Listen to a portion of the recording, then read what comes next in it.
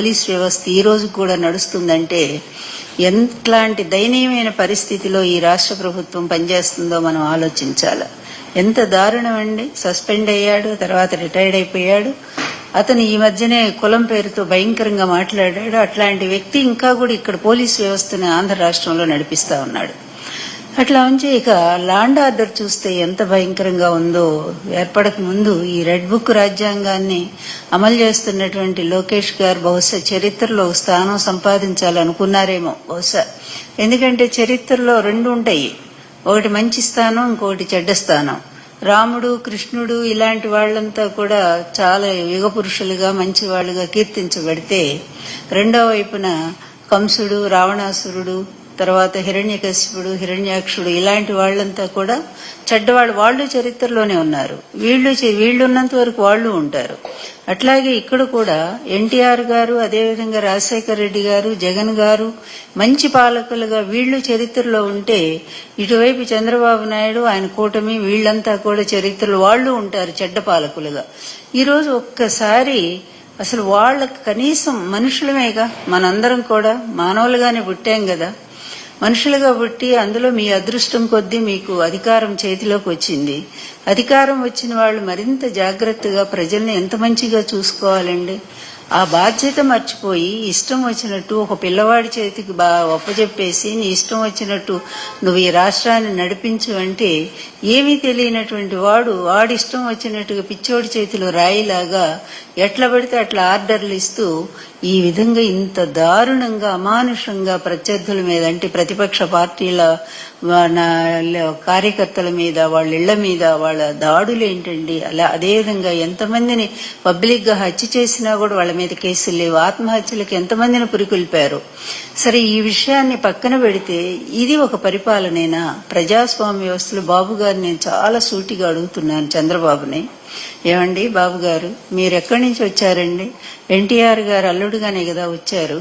ఎన్టీఆర్ గారు ఇప్పటికి కూడా సువర్ణాక్షరాలతో నిలబెట్టుకోదగినటువంటి ఒక మంచి పరిపాలన అందించారనే కదా ఇప్పటికీ ఆయన కోట్లాది మంది అభిమానులు నీరాజనాలు వెలుగుతున్నారు. మరి మీరు పోతే మిమ్మల్ని ఎవరన్నా అనుకునే వాళ్ళు ఉన్నారండి? మీ కనీసం మీ పీడ పోయింది అనుకునే వాళ్లే తప్ప ఎవరో ఇక కొద్ది మంది మాత్రం మీ వల్ల లబ్ధి పొందినో మీ బినామీలు వాళ్ళు బాధపడతారేమో గాని మరి ఎవరు కూడా మీ గురించి బాధపడే ప్రశ్న లేదండి. నేను ఒక్కటే అడుగుతున్నాను, మీకు 75 ఏళ్లు దాటిపోయి 76 ఏళ్లు వచ్చాయి. మరి అదేవిధంగా మీ ఆరోగ్యం కూడా ఏం బాగాలేదు. ఇది మీకు లాస్ట్ అధికారం అండి. ఈ చివరి అధికారంలో చివరిలో ఉన్నారు, వయసులో కూడా చివరిలో ఉన్నారు, ఒక అస్తమయ దిశలో ఉన్నారు. ఇలాంటప్పుడైనా సరే కొంచెం జ్ఞానం అండి, జ్ఞానం కలిగి నాకు మళ్లీ భగవంతుడు ఒక అవకాశం ఇచ్చాడు పరిపాలించడానికి. ఈ ప్రజల్ని ఇప్పుడైనా సరే నేను మంచిగా చూసి, ఇన్నాళ్లు ఏదో పనులన్నీ చేశాను, ఎన్నో అరాచకాలు చేశాను, ఎన్నో అవినీతి పనులు చేశాను, సొంత మామనే చావుకు దగ్గరగా తీసుకెళ్లాను, సొంత అత్తను రోడ్డు మీద పడేశాను, ఎప్పుడు అక్రమాలతో, అన్యాయాలతో, అవకాశవాద కూటములతో అందరితో ఇష్టం వచ్చినట్టు అక్కడ ఒక పాలసీ లేదు, ఒక విలువ లేదు, ఒక నీతి లేదు, ఒక న్యాయం లేదు. అలా ఇష్టం వచ్చినట్టుగా అందరితో కూడా మరి కూటమి కట్టాను నేను. వాళ్ళని తిడతాను, మళ్ళీ వాళ్ళతోనే చేతులు కలుపుతాను. చివరికి ఏ పార్టీ తెలుగుదేశం పార్టీ కాంగ్రెస్ కు వ్యతిరేకంగా పుట్టిందో అదే కాంగ్రెస్ వాకిటి కూడా తెలుగుదేశం పార్టీని తీసుకెళ్లి నిలబెట్టాను. ఇన్ని నీచ పనులు చేసి ఎందుకంటే అధికారం కోసం, అధికారం ఎందుకంటే లక్షల కోట్లు సంపాదించడం కోసం. అంతే తప్ప నీ పాలసీలో, నీ బుక్లో ఎక్కడా కూడా ప్రజాస్వామ్యం అనే పదానికి అర్థం లేదు. అదేవిధంగా ప్రజలను మంచిగా చూడాలనేది ఇప్పటి 95 నుంచి నువ్వు ముఖ్యమంత్రి అయిన దగ్గర నుంచి ఈ 2025 4 సార్లు అనుకుంటాను ముఖ్యమంత్రి అయింది. ఈ 4 సార్లు ముఖ్యమంత్రిగా ఉండి నువ్వేం చేశావు? ఇప్పుడైనా ఒక్కసారి ఆత్మవిమర్శ చేసుకోవా బాబు? ఇక్కడ సమాధానం చెప్పకపోయినా అక్కడైనా చెప్పుకోవాల్సి ఉంది కదా. అబద్ధాలతో జీవితం అంతా గడిపావు, అదే అబద్ధాల కోటలో జీవిస్తా ఉన్నావు. ఇప్పటికి కూడా నువ్వు ఆడినటువంటి ఇన్ని అబద్ధాలు, లక్షల అబద్ధాల్లో ఏ ఒక్క అబద్ధాన్ని ఎప్పుడైనా సరే నువ్వు ప్రూవ్ చేయగలిగావా? నానాడు లక్ష్మీపార్వతి దగ్గర నుంచి ఈ రోజు జగన్మోహన్ రెడ్డి వరకు కూడా ఎన్ని అబద్ధాలు ఆడావు. నిన్నగాక మొన్ననే కదా తిరుపతి లడ్డూ విషయంలో పెద్ద అబద్ధం ఆడావు. అదేవిధంగా ప్రతిదాని మీద ఒక అబద్ధం ఆడుతూనే ఉన్నావు. అట్లాగే పరిశ్రమల మీద అబద్ధం ఆడుతున్నావు. పరిశ్రమలన్నీ జగన్ గారి హయాంలో వస్తే వాటన్నిటికి తీసుకెళ్లి నా హయాంలో తెచ్చుకున్నాను. ఇట్లా ప్రతి క్షణం కూడా అబద్ధాలతో బ్రతుకుతున్నటువంటి నీకు మనస్సు అనేది అసలు లేదనుకుంటాను. బహుశా ఉంటే ఒక్కసారి ప్రక్షాళన చేసుకోవడానికి ప్రయత్నం చెయ్యి, నీ కొడుకును దారిలో పెట్టు. ఎందుకంటే నీ కొడుకు విచ్చలవిడిగా ఎట్లా దున్నపోతులాగా విచ్చలవిడిగా ప్రవర్తిస్తా ఉన్నాడు రాష్ట్రంలో. అతని అరాచకాలు మామూలుగా లేవు, అతని అవినీతి కూడా మామూలుగా లేదు. అందుకే యథా రాజా తథా ప్రజ, యథా పిత తథా సూత అనేటువంటి ఒక సామెత మీలాంటి వాళ్ళని చూసే పుట్టింది. ఎక్కడైనా మంచి వాళ్ళకి మంచి కొడుకులు పుడతారు, చెడ్డవాళ్ళకి చెడ్డ కొడుకులు పుడతారు, ఒక్కోసారి చెడ్డవాళ్ళకి కూడా మంచి కొడుకులు పుడతారు, అదేవిధంగా మంచి వాళ్ళకి చెడ్డ పిల్లలు కూడా పుట్టొచ్చు. కానీ మీ సంప్రదాయంలో, నారావారి సంప్రదాయంలో చెడునే ప్రోత్సహిస్తూ, అబద్ధాలనే ప్రోత్సహిస్తూ కంటిన్యూగా ఈ ప్రజలు ఏం తప్పు చేశారనండి, వాళ్ళు ఇష్టమైన వాళ్ళకి వాళ్ళు ఓటు వేసుకోకూడదా? వాళ్ళకి న్యాయం చేసిన చోట వాళ్ళు చెప్పుకోకూడదా? అలాంటి వాళ్ళ మీద ఇంత కక్ష సాధింపు చేస్తా ఉన్నాడే నీ కొడుకు. ఇప్పుడైనా నువ్వు నియంత్రించవా? రెడ్ బుక్ రాజ్యాంగం ఏంటయ్యా? ఇది ప్రజాస్వామ్య వ్యవస్థ లేకపోతే నారావారి వ్యవస్థ? దీనికి సమాధానం చెప్పండి. ఇదేమన్నా ఆటోక్రసీ అనుకున్నారా, డెమోక్రసీ అనుకున్నారా? ఆటోక్రసీలో అప్పుడు కూడా రాజులు చక్కగా ప్రజా పరిపాలన బాగా చేసేవాళ్ళు. రావణుడు రాక్షసుడు అయినప్పటికీ కూడా, అతనిలో కొన్ని బలహీనతలు ఉన్నప్పటికీ కూడా అతను మరి ప్రజలు మాత్రం ఎంతో బాగా చూశారు. రావణుడు లంకలో ఉండేటువంటి తన ప్రజల్ని ఎప్పుడు నిత్యం కూడా ఆనందంగా ఉండేట్టు చేశాడట. కానీ మీరు వచ్చి ఏం చేస్తున్నారయ్యా? ముఖ్యంగా ఆడవాళ్ళు ఈ దేశంలో, ఈ సనాతన సాంప్రదాయంలో ఆడవాళ్ళకి ఎంత గౌరవం ఇచ్చారో అది చదువుకున్న వాళ్ళకి అర్థమవుతుంది. మీరు అది చదువుకున్నారో లేదో తెలియదు. కానీ మీ కూటమిలోనే ఒక సనాతనవాది ఉన్నారు కదా, లక్షల పుస్తకాలు చదివిన వారికైనా తెలిసే ఉంటుంది కదా. ఏమండి, ఎత్ర నార్యస్తు పూజ్యంతే రమంతే తత్రా వై దేవాహ అని చెప్పి మనం చదువుకున్నాం కదా. అలాంటి సూక్తులన్నీ ఏమైపోయినాయండి? గృహిణీ గృహముచ్యతే. మీ ప్రభుత్వం వచ్చిన దగ్గర నుంచి ముచుమురు దగ్గర చిన్న బాలిక శవం కూడా ఇప్పటి వరకు కూడా కనపడలేదు.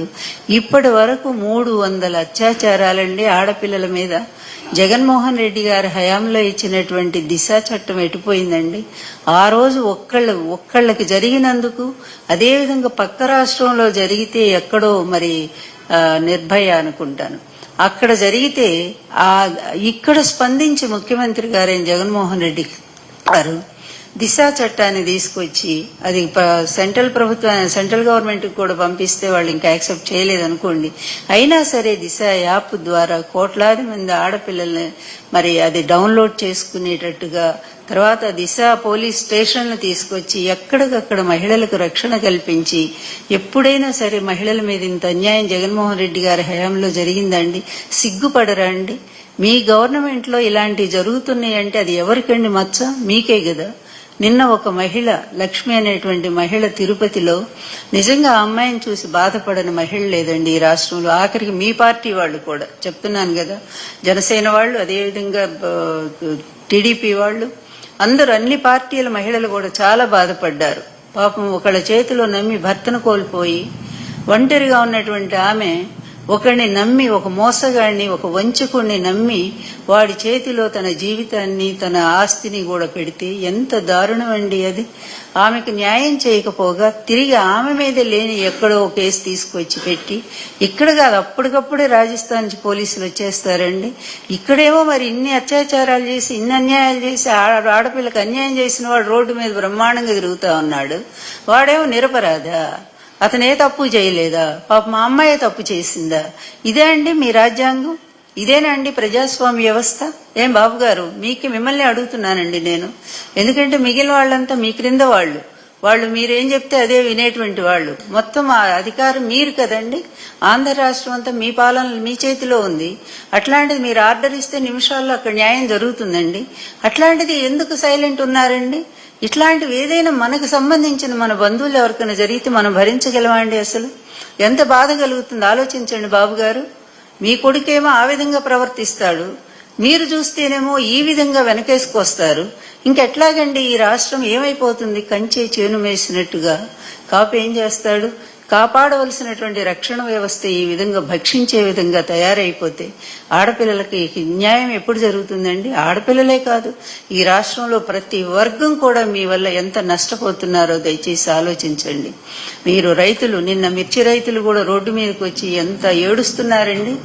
వాళ్ళకి మద్దతు ధర లేదండి, కనీస ధర కూడా నువ్వు ప్రకటించకుండా వెళ్లకుండా ఊరుకున్నావే. అదేవిధంగా మిగిలినటువంటి అన్ని రంగాల్లో సరే మీరు హామీలు ఇచ్చారు, హామీలు ఇప్పుడు కాదు 95 నుంచి నిన్ననే చూశానండి నేను. రాజశేఖర రెడ్డి గారు మీరు ఆ రోజు ఇచ్చినటువంటి హామీల లిస్ట్ అంతా అయితే సేమ్ ఇప్పుడు అట్లాగే ఉంది. మీ మేనిఫెస్టో మొన్న ఇచ్చినటువంటిది 2025 మేనిఫెస్టో ఎలా ఉందో 24లో ఇచ్చింది, సేమ్ అదే మేనిఫెస్టో. అప్పుడు కూడా అదే చెప్పారు, 20,000 ఇస్తాము, మహిళలకు ఇంత ఇస్తాము, నిరుద్యోగులకు అంత ఇస్తాము. సేమ్ లిస్టు మీరు కంటిన్యూ చదువుతూనే ఉన్నారు, అమల్లో మాత్రం ఒక్కసారి కూడా రాలేదు. రాజశేఖర రెడ్డి గారు అసెంబ్లీలో నిలదీసి అడిగారు, అదేవిధంగా రోసయ్య గారు కూడా అదే లిస్ట్ అండి. మళ్ళా మీ లిస్టునే రోసయ్య గారు ముఖ్యమంత్రిగా ఉండగా అదే చేశారు. మళ్ళీ కిరణ్ కుమార్ రెడ్డి గారు వచ్చాక మీ లిస్టును చదివారు. అదేవిధంగా జగన్మోహన్ రెడ్డి గారు అసెంబ్లీలో చదివారు మీ లిస్టుని. ఇప్పుడు కూడా మళ్ళీ జగన్మోహన్ రెడ్డి గారు మీ లిస్టు మొన్న మీరు ఇచ్చినటువంటి హామీలన్నీ కూడా లిస్టు చదువుతున్నారు. లిస్టులంతా ప్రతిపక్ష పార్టీలు చదువుతున్నాయి, లేకపోతే వచ్చిన తర్వాత పాలనలోకి వచ్చాక చదువుతూ ఉన్నారు. మీరు మాత్రం ఏమీ చేయట్లా. మీరేం చేశారంటే ఈ అధికారాన్ని అడ్డం ఎప్పుడూ కూడా మీకు ప్రజలంటే గౌరవం లేదు, ప్రజలంటే ప్రేమ లేదు. అసలు ఇప్పటికి కూడా మీకు ఆంధ్రప్రదేశ్ భౌగోళిక స్వరూపం ఏంటో కూడా తెలియదు. అడ్మినిస్ట్రేషన్ లో మీరంత పూర్ పర్సన్, నిజం చెప్పాలంటే అసలు ఒక మామూలు పార్టీలో కార్యకర్తను మీరు సీఎం చేసినా కూడా అతను చక్కగా పరిపాలించుకోగలడు మీ పార్టీలో. కానీ మీరు మాత్రం ఇంతవరకు మీ పరిపాలన అనేది ఎక్కడా లేదు.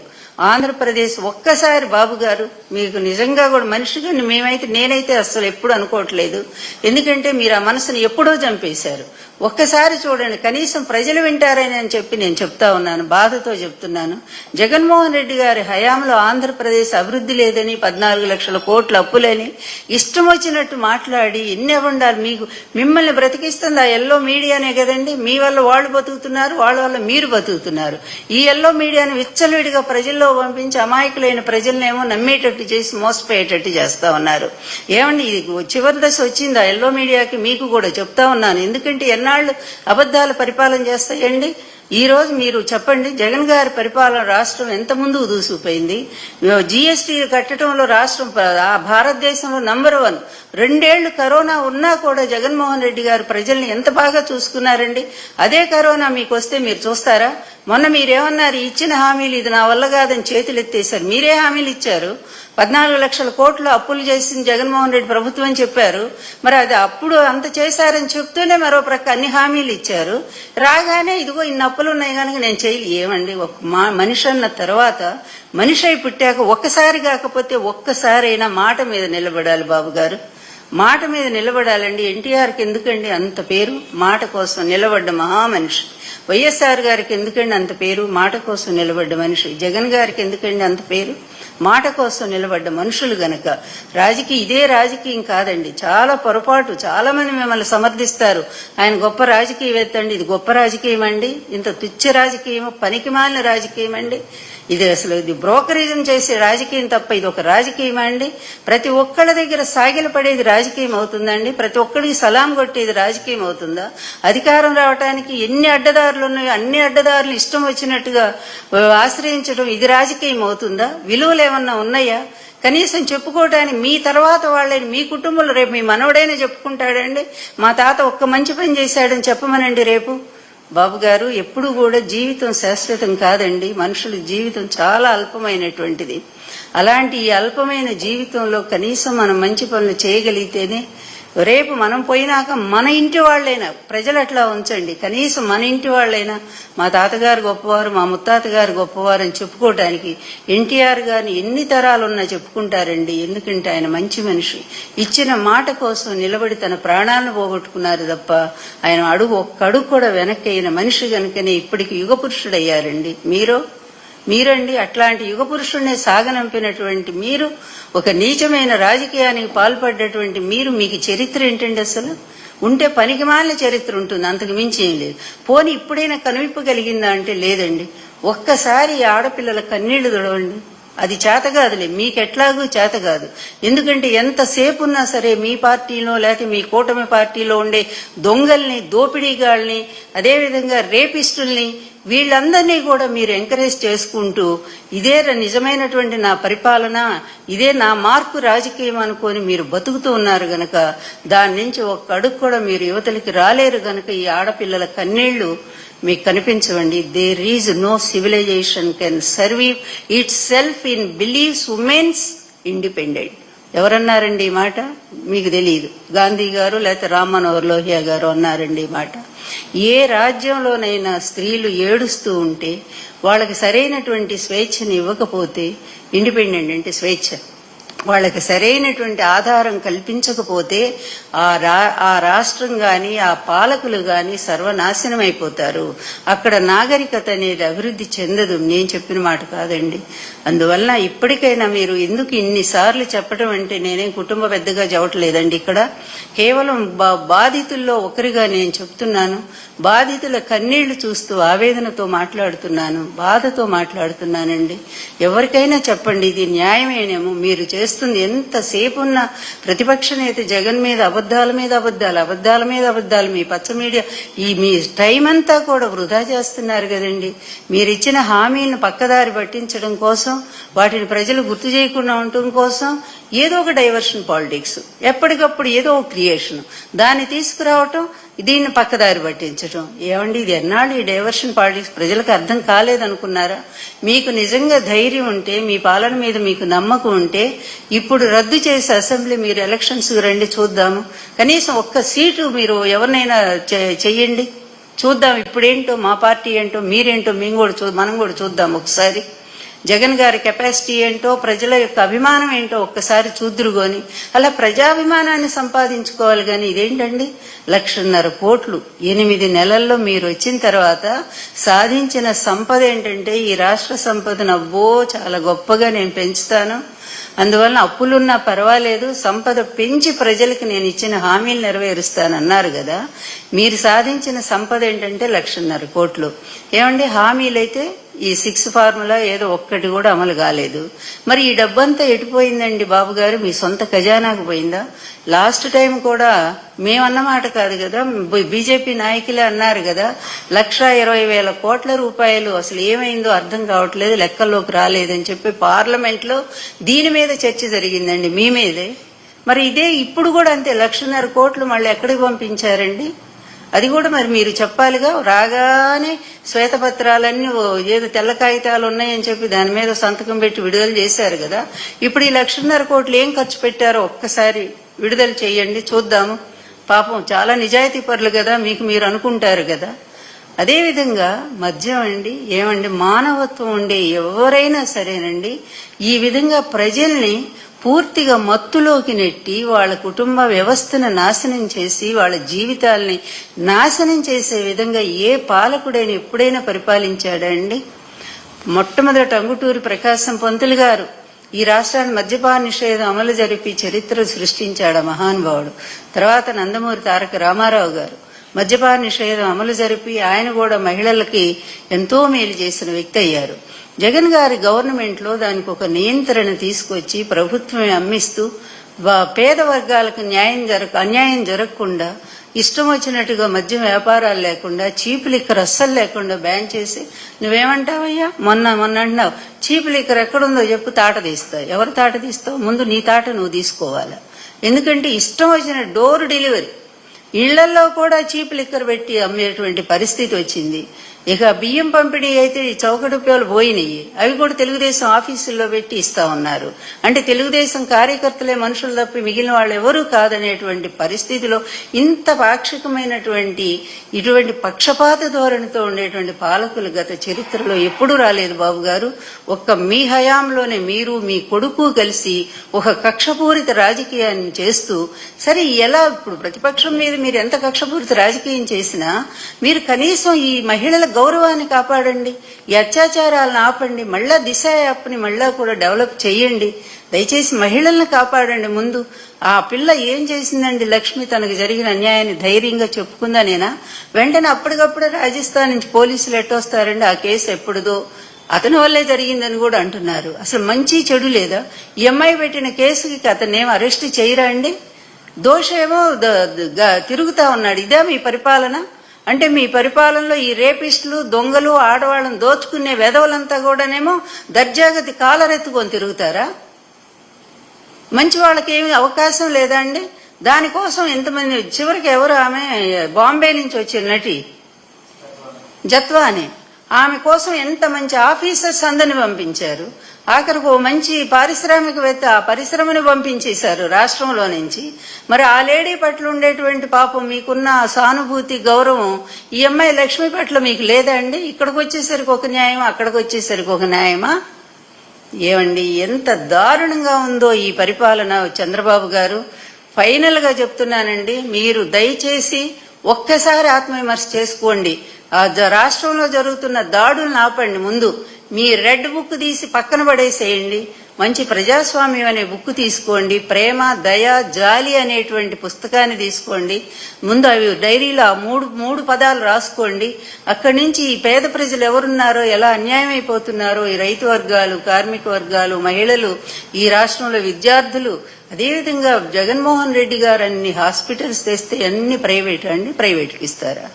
ఏ పని చేశారండి? ఏ ఒక్క మంచి పని కూడా సాధించలేనటువంటి మీరు అసలు పరిపాలనలో ఉండే అర్హత మీకుందా? దయచేసి ఆలోచించండి. ఇదే లాస్ట్ ఏజ్ మీకు, లాస్ట్ పవర్ ఇది మీకు.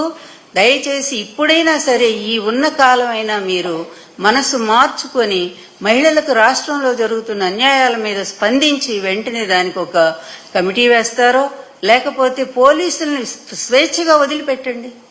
పోలీసులను వదిలిపెట్టండి.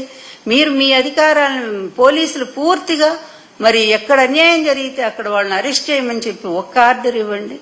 అప్పుడన్నా కనీసం న్యాయం జరుగుతుంది. అది మేము చూడటం కల్లని నేను అనుకుంటున్నాను. అందువల్ల మీకు రాదు బుద్ధి, మీ కొడుక్కి రాదు. ఎప్పుడు మళ్ళా ప్రజలే వచ్చి బుద్ధి చెప్పేటువంటి రోజు వస్తుందండి. చాలా తొందరలోనే చూస్తాం ఆ రోజు కూడా. అందువల్ల చాలా దారుణాలు జరుగుతున్నాయి. చంద్రబాబు, మీ పరిపాలనలో చాలా దారుణాలు జరుగుతున్నాయి. మాట నోటితో చెప్పరానంత దారుణాలు జరుగుతున్నాయి. వాళ్ళని మీరు వెనకేసుకొచ్చుకొని మీరు నిలబెడతా ఉన్నారు. ఇది కరెక్ట్ కాదండి. చూసే ప్రతి ఒక్కళ్ళు కూడా బాధపడుతున్నారు. మీ ముందు అనలేకపోవచ్చు, లేదో మీ పచ్చ మీడియా, మీ పచ్చగొట్టాలు మీది అద్భుతమైన పరిపాలనని పొగడొచ్చు.